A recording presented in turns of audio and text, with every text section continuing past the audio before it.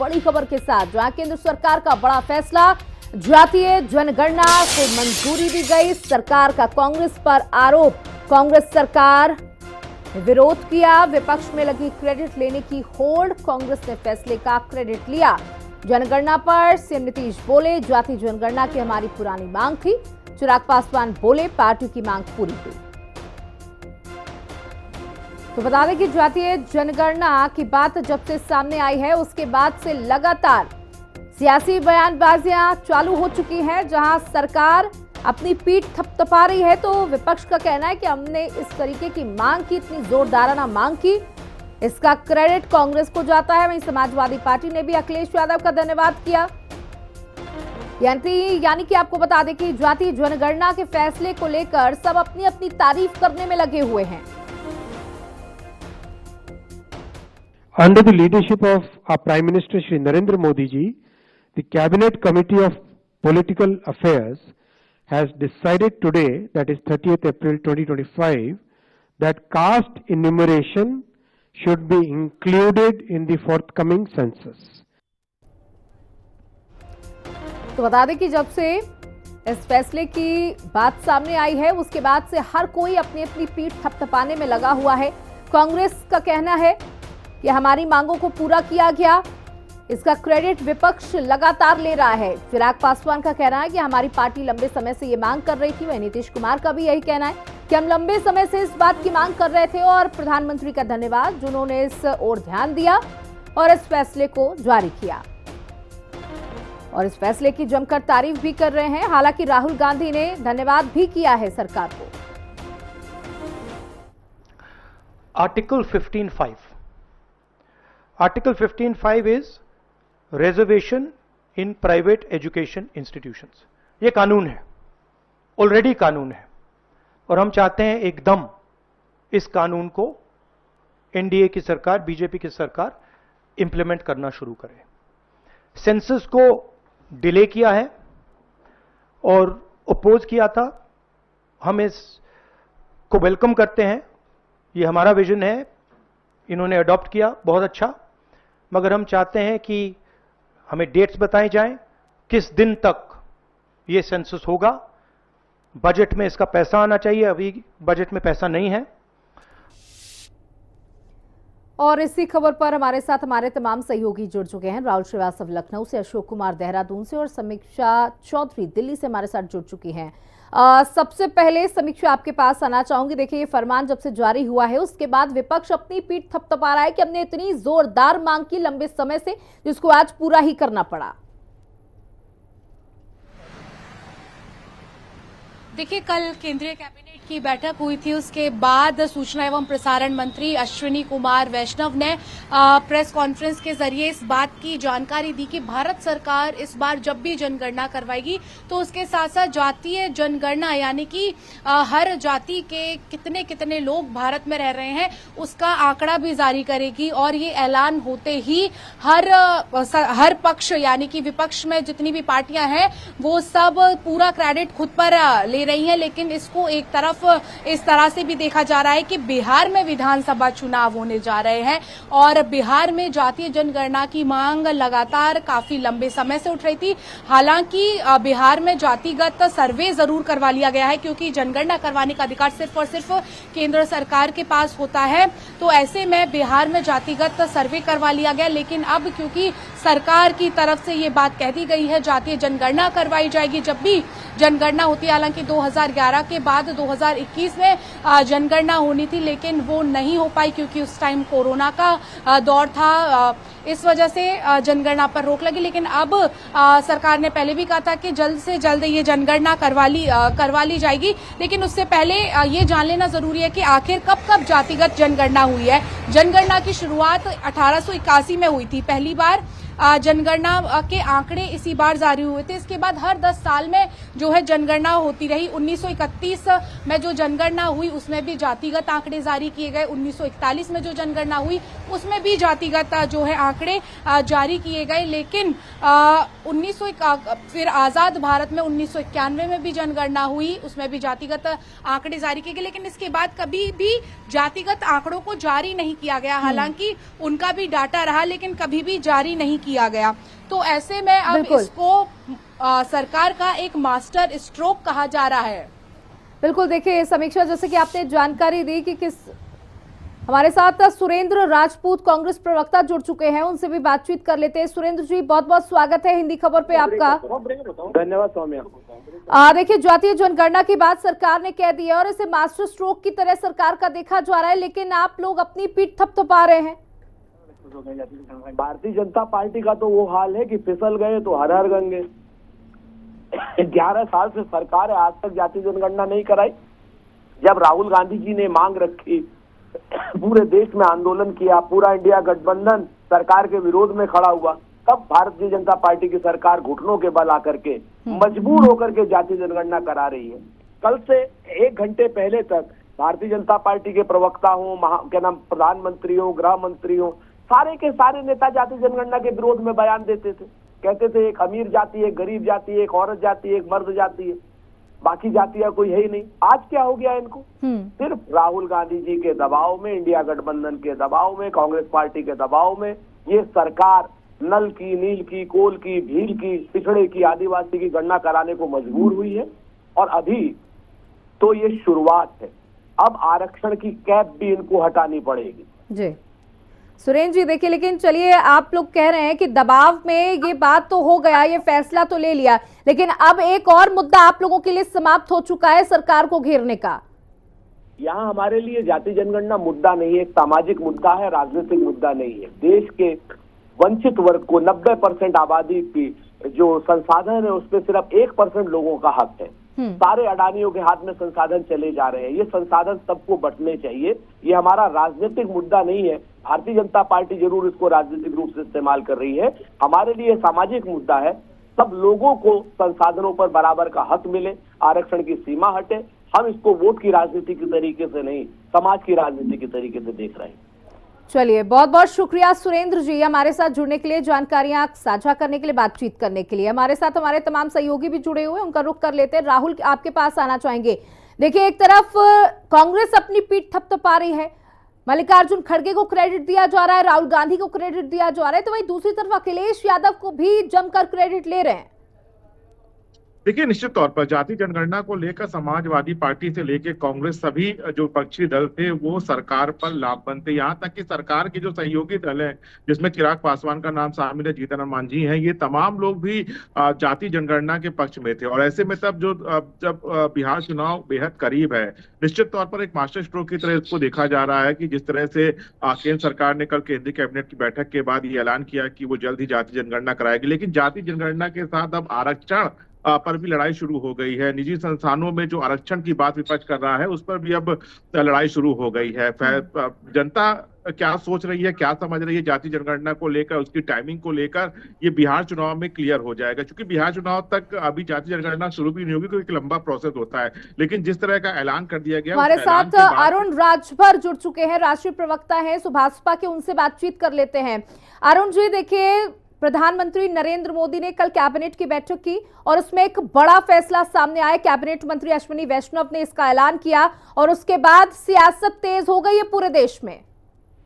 नहीं, बिल्कुल, देखिए, सियासत तो इस पे कुछ लोग वोट की राजनीति के लिए सियासत करते हैं, कुछ लोग वास्तविक सामाजिक न्याय दिलाने की राजनीति करते हैं। और वास्तविक सामाजिक न्याय दिलाने के रास्ते पर माननीय ओम प्रकाश राजभर जी ने लंबे समय से, वर्षों से संघर्ष करते रहे कि जब तक जाति जनगणना नहीं होगा, जातियों के आंकड़े नहीं आएंगे, तब तक उनकी भागीदारी सुनिश्चित नहीं हो पाएगी।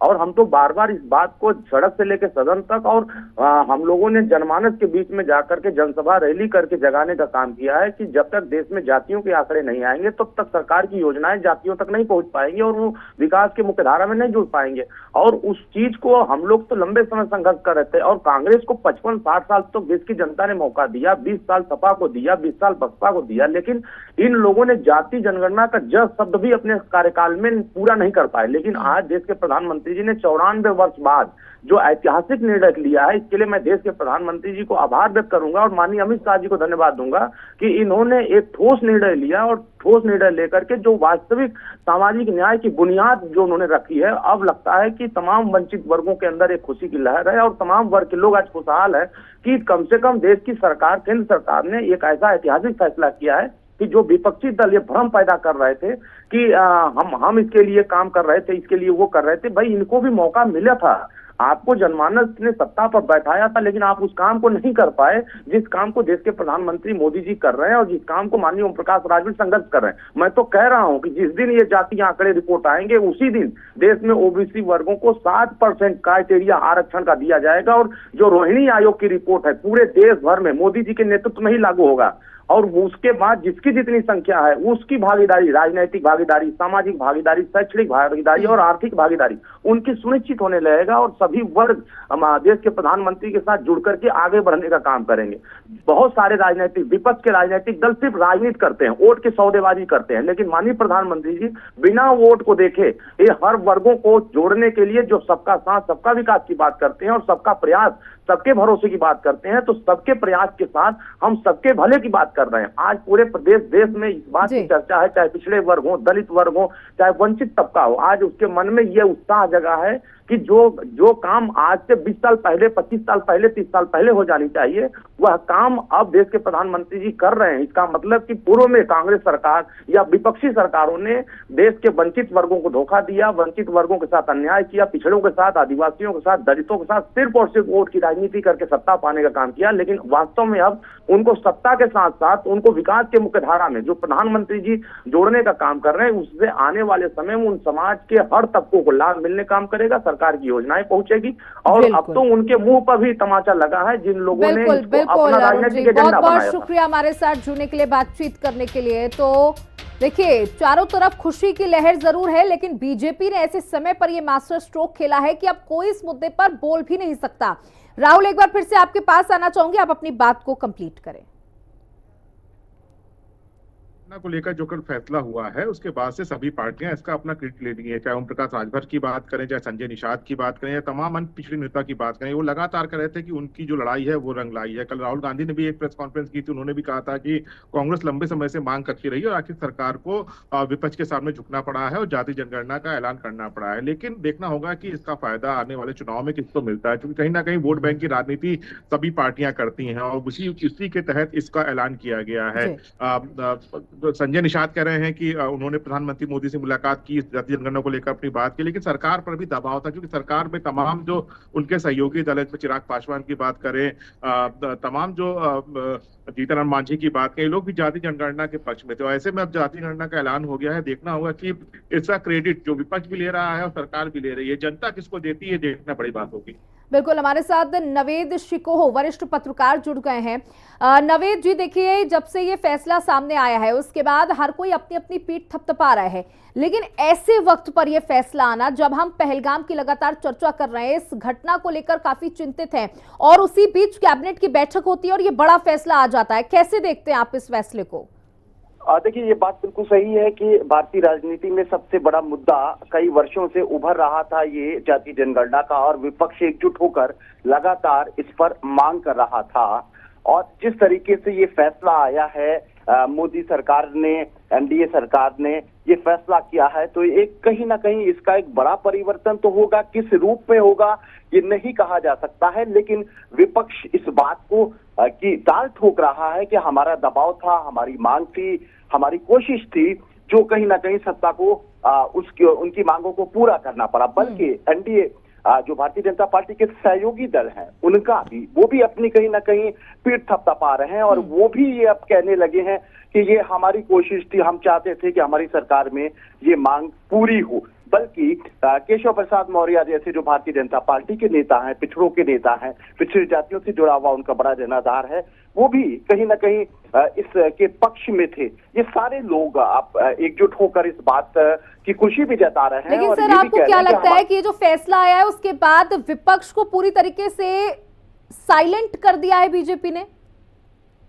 ये बात तो बिल्कुल कह सकते हैं कि एक तुरुप का पत्ता रहा ये, और इसको कहीं ना कहीं इसका भारतीय जनता पार्टी पिछड़ों में, दलितों में, ऐसे समाज में जिसका एक बड़ा जनाधार है, वो खिसक सकता था भारतीय जनता पार्टी से। विपक्ष उसको अपने पाले में लेने की लगातार कोशिश कर रहा था, वो स्टेल हो जाएगा। इस बात की कोशिश भारतीय जनता पार्टी करेगी, और एक बड़ी मांग है पिछड़े जातियों में। इस बात की मांग वाकई थी कि उनकी अपनी जब संख्या पता चलेगी, जब उनकी तादाद पता चलेगी, तो उनकी भागीदारी भी बराबर होगी। तो कहीं ना कहीं भारतीय जनता पार्टी इसका क्रेडिट लेगी, लेकिन दूसरी तरफ विपक्ष भी लेगा। अब इस खींचातानी में जनता किस पर विश्वास करती है या जनता किसको क्रेडिट देती है, ये थोड़ा सा समय बताएगा। और ये बात भी आपकी बड़ी महत्वपूर्ण है कि पहलगाम वाले जिस तरीके से हमारी देश की जनता इस बात का इंतजार कर रही थी कि किस तरीके से पाकिस्तान को मुंह तोड़ जवाब कुछ घंटों में दे दिया जाएगा, और इस तरह की मीटिंग हुई, बड़ी महत्वपूर्ण हुई।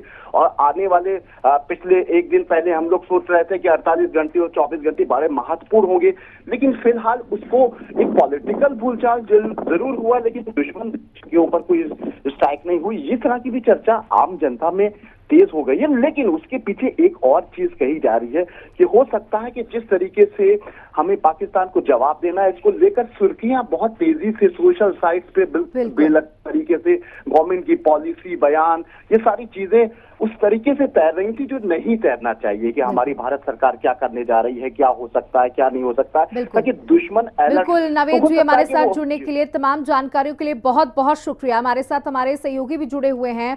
अशोक, अब आपके पास आना चाहूंगी। देखिए, अभी आप वरिष्ठ पत्रकार को भी सुन रहे थे और तमाम पार्टियों के प्रवक्ताओं को भी सुन रहे थे जिन्होंने अपनी अपनी बात रखी, लेकिन इस वक्त जब चर्चाएं तेज हो गई हैं, सभी अपना अपना क्रेडिट लेने में जुट चुके हैं। उत्तराखंड की क्या कुछ स्थिति है, किस तरीके की बयानबाजियां?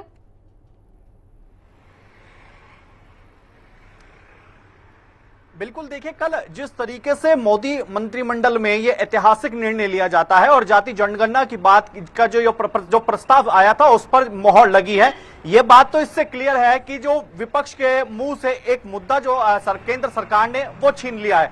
और हमने अभी जिस तरीके से राहुल गांधी का भी बयान सुना था, राहुल गांधी ने उनके इस प्रस्ताव पर जो मोहर लगी है इसका वेलकम जरूर किया है, लेकिन ये भी कहा है कि हम आपके इस प्रस्ताव का जो मोहर लगी है इसका वेलकम जरूर करते हैं, लेकिन आपको इसका अप्रिशिएट नहीं करते, इसके लिए आपको इसका क्रेडिट नहीं देते, क्योंकि ये विजन कांग्रेस का था जिसको आपने अडॉप्ट किया है।